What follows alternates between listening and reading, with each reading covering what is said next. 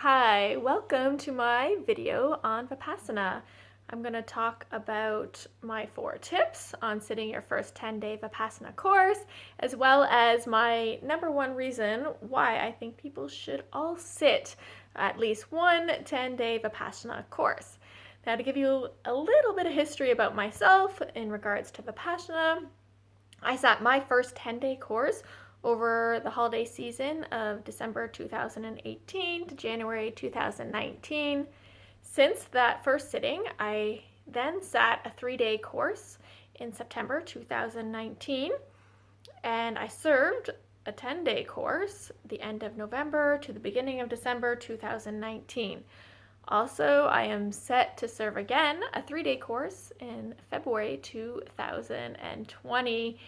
And I just want to say, serving, such a great gift, a great experience. And I'm hoping to share a video about that to give the old students a little bit of insight into why it is so magical to be able to serve a 10-day Vipassana course. Now, to get into it, I'm going to go right into the tips. So, tip number 1 is if you have a roommate, which you most likely will, make sure you talk about your preferences, because once the silence sets in, things will come up, and it's a good way to kind of get integrated into the space as well, since even though you won't be talking to each other, you're still sharing that space. So to be able to keep it with some positive vibes, I feel that will be the best way to start the 10-day practice. So things to think about would be alarm clock. Okay? Some people don't like a loud ticking alarm clock. Also, maybe only one of you could set the alarm. And then even the window. There's an option to open the window, let some air in, and depending what time of year you're going, your roommate might not like the cold air that's coming in. So yeah, decide before you come on day 0 just some preferences that you have, and talk them over with your roommate and see if your roommate's preferences match and where you can compromise. Really gonna set you up for a good 10-day experience with your roommate. Tip number 2, which I think is probably the most important tip and maybe should be number 1, but I guess I went chronological with my tips, and that is follow the instructions, follow the rules the best you can. And I don't want to scare you, there's not a lot of rules, and it's not too much to handle, but us as humans, for some reason, always need to understand, why are we doing this? What is the point of this? What is the benefit of this? And you don't get to know why it is you're not doing something. You just have to trust trust that these rules and instructions are there for a bigger purpose. So I think Socrates has said it best. I know that I know nothing. So kind of go into this experience like that. Childlike, with that curiosity, that wonder. Just surrender to the process. It's only 10 days of your life. And think about how many days you've already lived on this planet called Earth. So I think you can give it a fair try and surrender just to see what happens, because I'm telling you, at the end, things will make sense. You gotta trust in the process. Tip number 3, postures. Many different postures to choose from. And from experience, you will most likely experience discomfort from whichever posture you choose. Keep in mind, though, there are some postures, and depending how your body sits, there'll be more pressure on certain joints, and then you'll experience unnecessary pain and discomfort. And trust me, you don't need you don't need to add to it.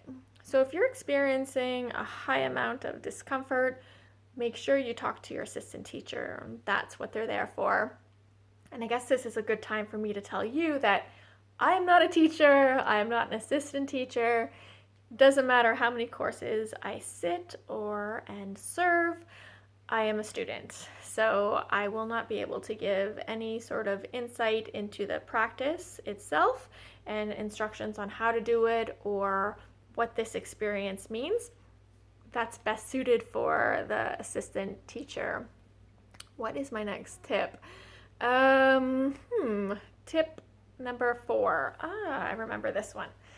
Aha moments, breakthroughs, they could happen. Could happen as early as day 2. Everybody's experience is different.